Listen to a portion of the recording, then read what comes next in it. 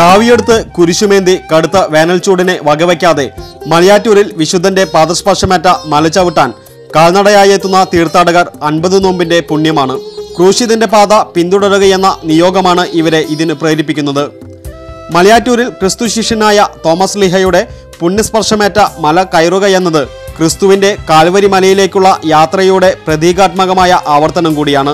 അന്യ ജില്ലകളിൽ നിന്നുള്ളവരാണ് ഇവിടേക്ക് കാൽനടയായി കടന്നുവരുന്നവരിൽ ഏറെയും. പലരും ഒരു നിയോഗം കണക്കെ എല്ലാ വർഷവും കാൽനടയായി വന്നെത്തുന്നവർ. ദിവസങ്ങൾ നീണ്ട യാത്രക്കൊടുവിലാണ് ഇവർ മലയാറ്റൂരിലെത്തുക. വയനാട്ടിലെ മാനന്തവാടിയിൽ നിന്നുള്ള സംഘം ഒരാഴ്ചയോളം സമയമെടുത്താണ് കാൽനടയായി മലയാറ്റൂരിലേക്ക് വന്നെത്തിയത്.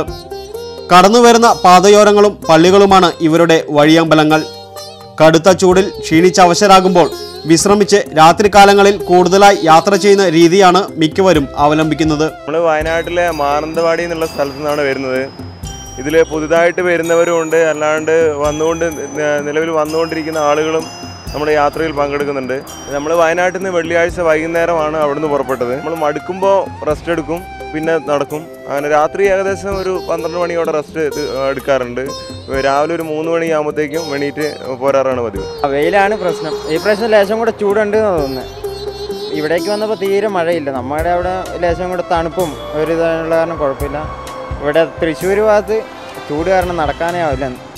പലയിടങ്ങളിലും ഇത്തരം തീർത്ഥാടകർക്കായി തണ്ണീർ പന്തലുകൾ ഒരുക്കിയിട്ടുണ്ട്. ചില പള്ളികളിൽ ഭക്ഷണവും വിശ്രമവും ഇത്തരം തീർത്ഥാടകർക്കായി സജ്ജമാക്കിയിട്ടുണ്ട്. യുവാക്കളാണ് ഇത്തരം സംഘങ്ങളിൽ കൂടുതലായുള്ളത്.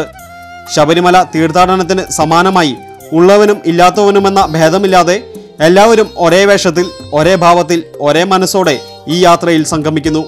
കടന്നുവന്ന പാതകളിലെ അരുതായ്മകളെ അനുതാപ കണ്ണീരാൽ കഴുകി വിശ്വാസ തീഷ്ണമായ അന്തരീക്ഷത്തിൽ മനസ്സിനെയും ശരീരത്തെയും നവീകരിക്കുന്ന കായകൽപ്പ പ്രക്രിയ കൂടിയായി ഈ തീർത്ഥാടനം മാറിത്തീരുന്നു. TCV news, Thrissur.